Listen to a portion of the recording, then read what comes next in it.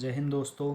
मैं एडवोकेट मानसू त्यागी आज आपके बीच में क्रिमिनल जस्टिस सिस्टम पार्ट 2 लेकर आया हूं, जिसमें हमारा आज का टॉपिक है criminal legal system after Britishers came into India. तो चलिए विदाउट वेस्टिंग टाइम हम अपने टॉपिक की तरफ आगे बढ़ते हैं और जानते हैं कि क्रिमिनल लीगल सिस्टम अंग्रेज़ों के आने के बाद हिंदुस्तान में किस प्रकार का रहा। After the Britishers came to India they introduced a new legal system known as the criminal legal system. अंग्रेज़ों के आने के बाद एक नई लीगल सिस्टम की शुरुआत हुई, जिसको हम क्रिमिनल लीगल सिस्टम के नाम से जानते हैं।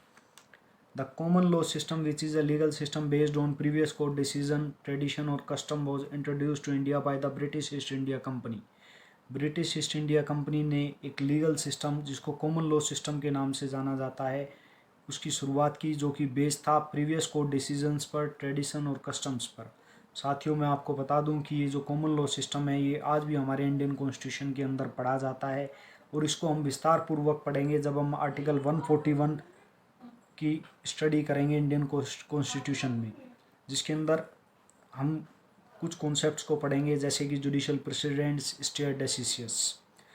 तो चलिए further. The company received permission from King George I in 1726 to establish mayor courts in Madras, Bombay and Calcutta.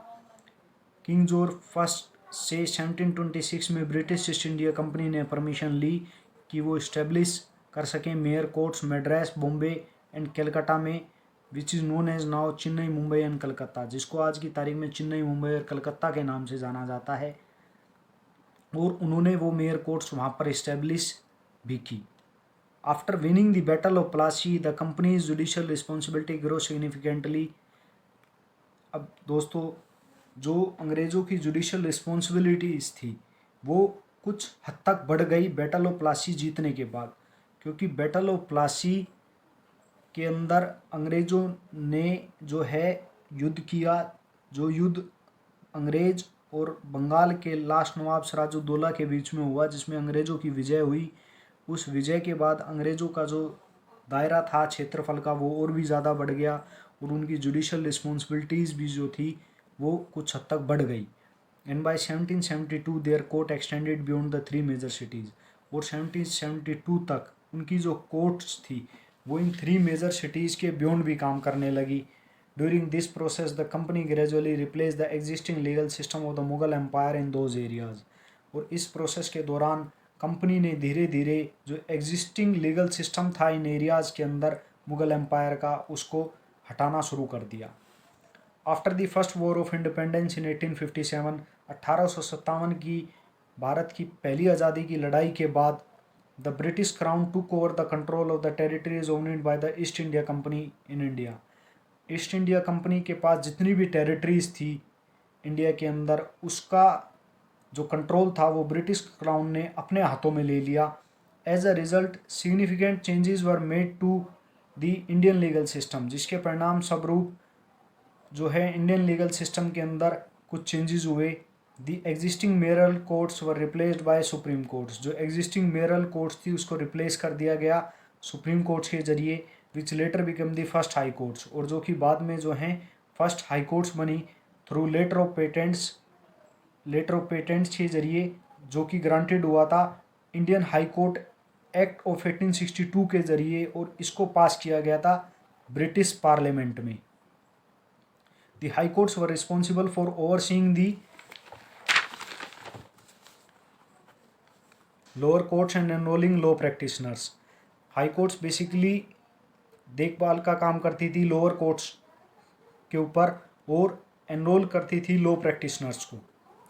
During the time of British rule in India the Privy Council serve as the highest court of appeal. Bharat में अंग्रेज़ों के शासन के दौरान जो privy council था उसको highest court of appeal माना जाता था, जिसका बेसिकली हेडक्वार्टर जो था वो लंदन में था। The cases brought before the council were decided by the House of Lord's.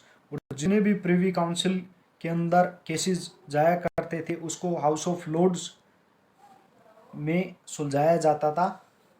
The government could take legal action और be taken to court using the name of the British monarch. सरकार कोई भी कानूनन कार्रवाई या court के अंदर कोई भी जो है कार्य करती थी वो ब्रिटिश मोनार्क के नाम पे करती थी, जिस was also known as the Empress of India, जिसको एम्प्रेस ऑफ इंडिया के नाम से भी जाना जाता है। साथियों मैं बता दूं ये एम्प्रेस ऑफ इंडिया क्या वर्ड है।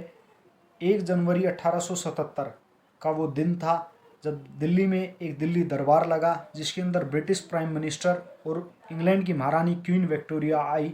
और इसी दिन जो है ऑफिशियली ये डिक्लेयर कर दिया गया कि भारत जो है अब अंग्रेज़ों के शासन के दौरान आ गया है और अंग्रेज़ों के का शासन जो है अब भारत पर लागू होता है और क्वीन विक्टोरिया जो है वो भारत की सम्राज्ञी है।